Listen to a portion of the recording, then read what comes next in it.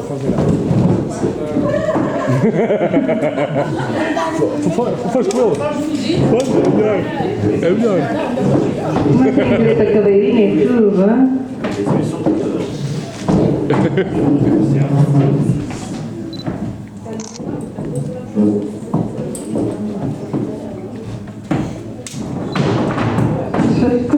Tenha calma que eles vão ser presos. Calma, calma.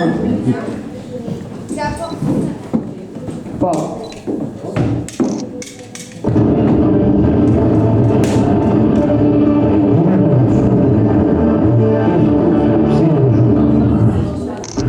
Estamos de regresso no Dias Postos na caça ao homem que está a decorrer no país, uma vez que 5 presos fugiram da cadeia, de judeus. É lá que está a Francisca Laranjo.